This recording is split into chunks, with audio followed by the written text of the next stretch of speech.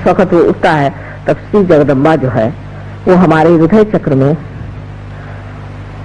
रह करके अकेली सब दुष्टों से जो जो ऐसे साधकों को सताता है उन सब का खंडन करती, मार डालती है, उनको निपात कर देती, खत्म कर देती, उसको किसी से डर नहीं लगता। और खड़े होकर के आपको आश्चर्य होगा कि कल परसों तो मैंने तांत्रिकों पे ही कहा था, लेकिन 1973 में 1973 में हमारे यहाँ एक बड़ा कावजी जहांगीर हॉल है। मैंने खड़े होकर एक एक इन दुष्ट गुरुओं का नाम, कौन से राक्षस पड़े थे, कौन नरकासुर था, कौन रक्तबीज था, कौन दूसरे असुर था, सबके नाम लेकर के कहा। तो हमारे पति के पास खबर गई कि इनको तो कल मार देंगे लोग पकड़ के। मैंने कहा मारे तो सही, हाथ तो उठाए मेरे ऊपर में, लेकिन किसी ने भी अखबार में या किसी ने भी किसी कोर्ट में जाकर के दलील नहीं की मेरे खिलाफ, क्योंकि सत्य की बात। तो यहाँ जगदम्बा खड़ी होकर के अकेली और सारे दुष्टों का सामना करती है कि मेरे जो बच्चे परमात्मा को खोज रहे हैं वो पूर्ण आरक्षित ऊपर आ जाए, उनको कोई तकलीफ न हो, तो कोई परेशानी नहीं, उसके आंचल में छिपे हुए वो ऊपर की ओर उठते चले। ये जगदम्बा का चक्र यहाँ पर बना हुआ है। इसके बारे में मेडिकली इस तरह से समझाया जा सकता है कि हमारा जो यहाँ पर स्टर्नम नाम की हड्डी है, यहाँ से स्टर्नम बोन कहते हैं। थोड़ी देर हो जाएगी, हर्ष तो नहीं। स्टर्नम नाम की एक हड्डी है और इस हड्डी में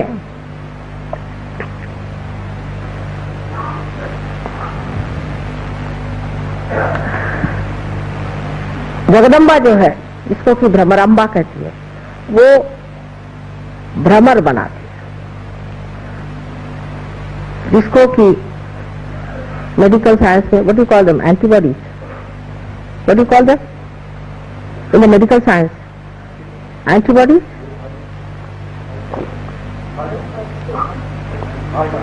what is, क्या करें, हाँ, उन लोग का उलट लाभ रहता है। एंटीबॉडीज क्या हुआ, बहरहाल जो भी हो, एंटीबॉडीज यहाँ पैदा हो जाती है। और ये जो होती हैं, ये अगर कहीं से भी हमारे अंदर आक्रमण हो तो उस आक्रमण को वो पूरी तरह परास्त कर सकती है और उनसे लड़ती है। ये हमारे स्टर्नम बोन में 12 वर्ष की उम्र तक बनती हैं और उसके बाद सारे शरीर में फैल जाती है। और जैसे कि कोई आफत सामने से आए तो एकदम ये हड्डी जोर से ऊपर नीचे होने लग जाती है और उसका जो संदेश है, उसका जो मैसेज है, वो इन एंटीबॉडीज पे पहुंच जाता है, वो तैयार हो जाते हैं। और तैयार होने के बाद वो लड़ते हैं और परास्त कर देते हैं, लड़ते रहते हैं जब तक कोई भी परेशानी मनुष्य को रहेगी। ये देवी के भ्रमर लड़ते रहते हैं। ये तो देवी की व्यवस्था है हमारे लिए, लेकिन जब मनुष्य देवी स्थिति में आता है तो उसके अंदर माँ का प्यार उमड़ पड़ता है, अपनी माँ को भी पहचानता है। हमारे पति भी लोगों को बहुत प्यार हो जाता है और वही प्यार अब वो दुनिया को बांटना चाहता है, उससे रहा नहीं जाता। कोई आदमी परेशान है, दुखी है, हर इंसान जहां भी बैठा होगा, भाई तुम्हें क्या तकलीफ है, क्या है, उसके लिए दौड़ता है और मेहनत करता है। एक जिसे हम करुणा कहते हैं, कंपैशन कहते हैं, वो मिशनरियों जैसे लोगों को घर में ला करके मरते हुए लोगों को ईसाई धर्म नहीं सिखाता और फिर उसके बाद नोबेल प्राइज मिलता है ऐसे लोगों को, ऐसा नहीं करता है। वो जो उसके अंदर कंपैशन है, जो करुणा है, उस करुणा की शक्ति से लोगों को उनकी बीमारी, उनकी तकलीफें उनसे बचाता है, उनको ठीक करता है। ये नहीं कि उनके ऊपर में लगा दिया तुम हिंदू, तुम मुसलमान, तुम क्रिश्चियन, ये कुछ नहीं। इसे क्या मतलब है? गधे के ऊपर कुछ भी लगा दीजिए तो गधा ही रह जाता है, लेकिन उसको वो महामानव बना देते हैं। बहुत से लोग हमारे पास तो बीमारी के लिए आते रहे और आज वो बड़े बड़े सहयोगी बने हुए बैठे हुए।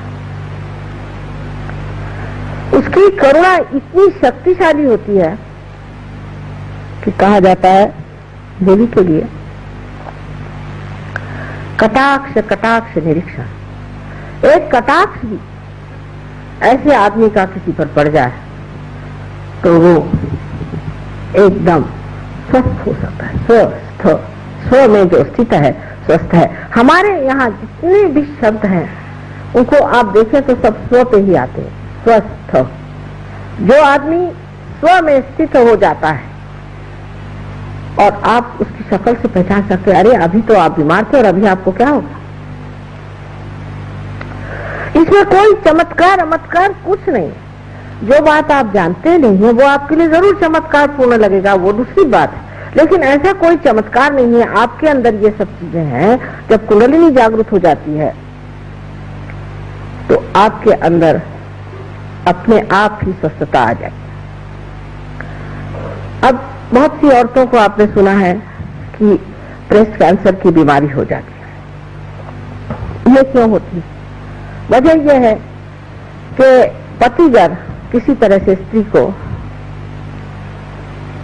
रक्षित भावना नहीं देता, सेंस ऑफ सिक्योरिटी नहीं देता है, या उसका पिता या किसी तरह से स्त्री हर समय इनसिक्योर, अरक्षित महसूस करे तो उसको ये बीमारी हो जाती है, क्योंकि उसका जो मातृत्व है वो ही हिल जाता है। मातृत्व का के ऊपर का विश्वास चल जाता है। जैसे कवि ने कहा है, हाय अबला तेरी यही कहानी,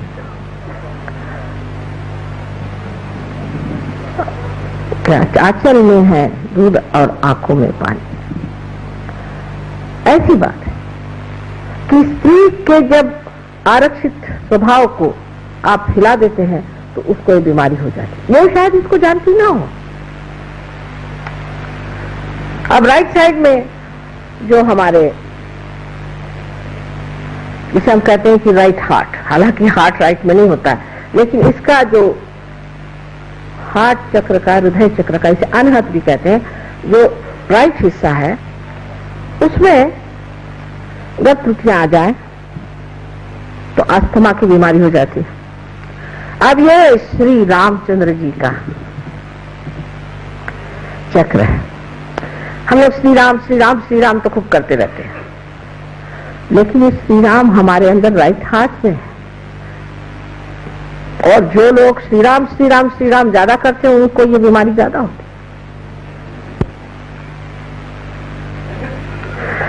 है। इसका और एक कारण है, श्री राम हमारे पिता है। हमारे अगर पिता का स्थान किसी तरह से खराब हो गया हो,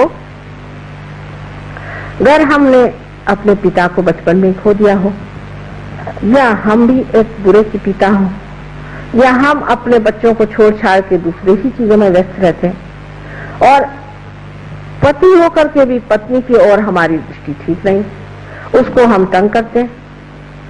पत्नी की तरफ से अगर हम परेशान हैं तो भी, जैसे कि श्री राम वन में भटकते रहे, ऐसे अब जो मनुष्य अपने पत्नी के लिए भी वन में भटक रहा हो, या पत्नी की तरफ से तकलीफ पा रहा हो, या तकलीफ दे रहा हो, तो पति और पिता का स्थान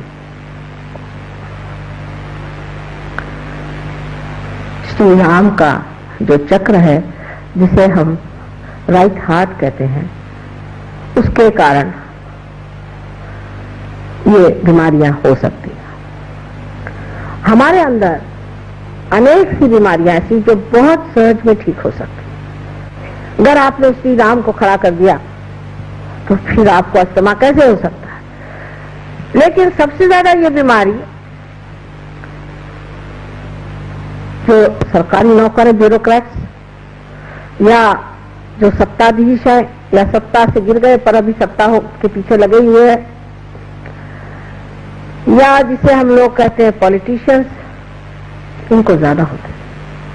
श्री राम जो है वो सोक्रेटिस के वर्णित बेनोवेलेंट किंग है, बेनोवेलेंट किंग, जो बेनोवेलेंस में विश्वास करते, लोगों का हित ही जिनका एक लक्ष्य है, ऐसे श्री राम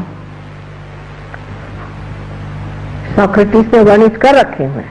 लेकिन ऐसे कितने हैं इन ब्यूरोक्रेट्स में, ऐसे कितने लोग हैं कि जो ये सोचते हैं कि हम इनके बेनोवेलेंस के लिए हैं, हम इनके हित के लिए हैं।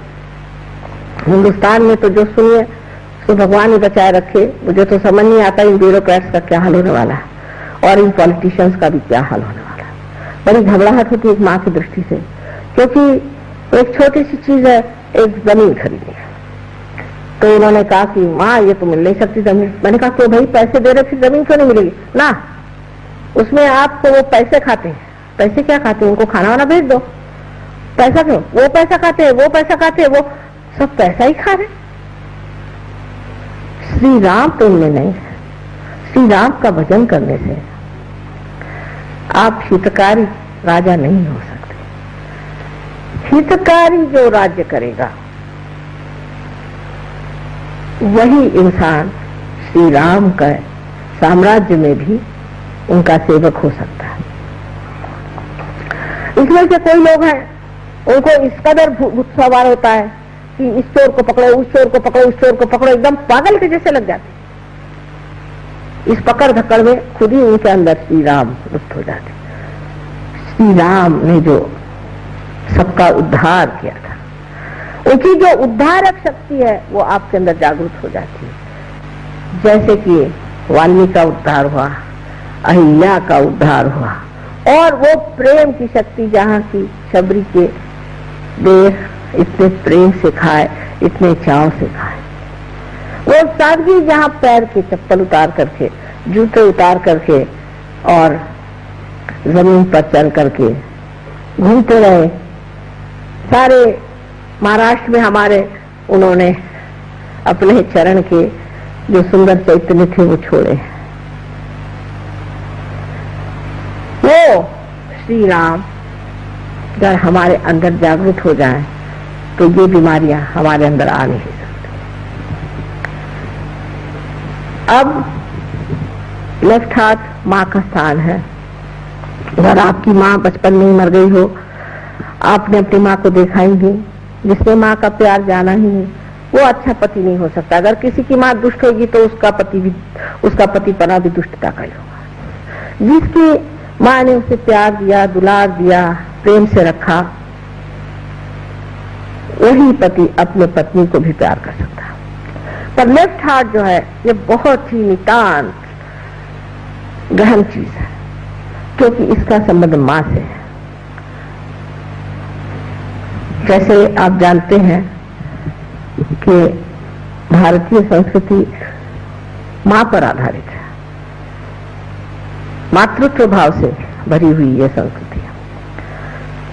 गणेश जी भी सिवाय अपने माँ के किसी को भी नहीं मानते थे, क्योंकि माँ से ही बाप को जाना जा सकता है। इसलिए माँ की धारणा अपने देश में विशेष मानी जाती है। लेकिन जब आपका हाथ पकड़ जाता है, लेफ्ट हाथ, तो सबसे पहले आप पर जो आघात आता है वो ये कि आप शुष्क स्वभाव हो जाते हैं, आप में शुष्कता आ जाती है। वो आर्द्रता नहीं जो देवी का वर्णन, सांद्र करुणा, जिसकी करुणा में आर्द्रता है, वो आर्द्रता आप में नहीं रह जाती। आप शुष्क इंसान हो जाते हैं। ऐसे कि अगर आपको जगाना भी हो तो एक लकड़ी से जगाए तो अच्छा, नहीं तो उठ के मारने को दौड़ेंगे, बात करने को जाए तो खाने को दौड़ेंगे। एक शुष्क व्यक्ति आप हो जाते हैं। और इस शुष्कता को भरने के लिए आपको अपना माँ का स्मरण करना चाहिए कि जिसने आपको कितना प्यार दिया और कितने दुलार से आपको बड़ा किया। एक साहब थे, इनका था धर्मदास, और वो बहुत गलत काम करते थे। शास्त्री जी की मुझे बात याद है, वो जब आए तो उनसे कहने लगे कि धर्मदास जी, आपके माँ ने क्या सोच के आपका नाम धर्मदास रखा होगा? हम लोगों के नाम ऐसे हैं, करुणा सागर, और हाथ में लठ लिए करुणा सागर जी खड़े हुए जो है उसको तड़ाता मार रहे हैं। तो इस तरह के विपर्यास जो जीवन में हम देखते हैं, इसका कारण यह है कि मातृत्व के प्रति आदर नहीं। खास करके मुसलमानों ने जो हमारे ऊपर अपकार किया है वो ये है। मैं तो मानती हूँ कि उनकी भी बहुत बड़ी तपस्या थी जिन्होंने इस धर्म को बनाया और पनपाया, लेकिन उनके जो अनुचर थे उन्होंने, जैसे हम लोगों ने भी बहुत गलतियां की, उन्होंने एक बड़ी भारी गलती की कि स्त्री का मान नहीं, स्त्री का मान नहीं है, माँ का मान नहीं है। माँ कोई चीज ही नहीं होती। हाँ, अगर माँ दुष्ट हो, खराब हो, उसके अंदर गंदगी हो, वो बुरी चीजें करती तो ठीक है, उस माँ को भी, जैसे भरत ने अपनी माँ को सुनाया था और उसको दूर रखा था, उसको छोड़ करके और राम की पादुकाएं लेकर के जिन राम राज्य किया था, वो बात दूसरी। पर इस देश की माँ ऐसी नहीं है, और इस देश में कुछ एकाध ऐसी हो भी जाए तो भी बाकी सब लोगों को देखते हुए समझ लेना चाहिए कि जिसे माँ के चक्र को दुखाया हो, या जिससे माँ से वंचित रहा हो, जिसे प्यार नहीं मिला हो, और इससे बहुत ही नजदीक हृदय का ही ऑर्गन है, हृदय ही है। अब हृदय की पकड़ जब आदमी मनुष्य को क्यों होती है? क्योंकि जब वो अतिकर्मी हो जाता है, अतिकर्म में जब बाह्य बाह्य की तरफ जाते जाता अपनी आत्मा को भूल जाता है, या किसी गलत इंसान के सामने इस सर को झुकाता है। इसीलिए आप देखिए कि कहा गया है कि किसी के सामने इस सर को झुकाना नहीं चाहिए। मैं आपसे भी यही कहती हूँ, मेरे सामने आप सर मत झुकाइए, मेरे पैरों को आप मत छुइए, अभी कोई छूने की जरूरत नहीं। क्योंकि ये जो मस्तिष्क है, ये जिसके सामने झुक गया गलत लोगों के सामने, तो हाथ में पकड़ आ जाएगी लेफ्ट साइड से, और राइट साइड की पकड़ उसमें आती है जो अतिकर्मी होता है, जिसका चित्त बाहर की ओर होता है और आत्मा की ओर चित्त नहीं होता। आत्मा की ओर चित्त करने के लिए आपको कुंडलिनी का ही जागरण करना पड़ेगा। जब तक कुंडलिनी का जागरण नहीं होगा, आत्मा एक हवाई चीज हो जाती है। लोग समझ नहीं पाते ये आत्मा, आत्मा क्या चीज है। ये परमात्मा का हमारे अंदर प्रतिबिंब है, और जब हमारा चित्त बाहर की ओर दौड़ता है तब हम अपनी आत्मा की ओर दृष्टि नहीं दे पाते। जब हम अपनी आत्मा की ओर दृष्टि नहीं दे पाते तो आत्मा रुष्ट हो जाता है, और जब वो रुष्ट हो जाता है तो हृदय का स्पंदन भी गड़बड़ होकर के कभी कभी तकलीफ हो जाती है, या हम गलत तरीके से आत्मा की ओर दृष्टि देते हैं। किसी गलत अनधिकार किसी आदमी के पास जाते हैं, जो अनधिकार चेष्टा करता है, ऐसे आदमी के पास जाकर के हम दीक्षाएं लेते हैं, उनके पांव पर गिरते हैं, तब भी आत्मा रुष्ट हो जाता है। ये क्यों नहीं देखता? किसके पैर छू रहा है? तुम मानव है, तुम्हारे अंदर मेरा वास है।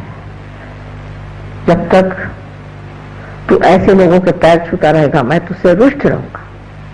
इसलिए आत्म साक्षात्कार के बाद ही ये सब व्याधियां छूट सकती हैं, नहीं तो नहीं छूट सकती। एक माँ के हमारे पास आए थे, वो कहीं रोटरी क्लब के प्रोग्राम में मिल गए, उन्हें पूछे लग गए, माँ हमारे हार्ट की हमें तकलीफ अंजाना की और हम जा रहे हैं ह्यूस्टन, तो बहुत रुपया पैसा खर्च होगा, अगर आप मेहरबानी करें। हमने कहा आ जाइए। पूना में हमारे पास आए, पूना में आ करके और उन्होंने हमसे कहा कि आप हमारा कुछ इलाज करिए। हमने कहा अच्छा।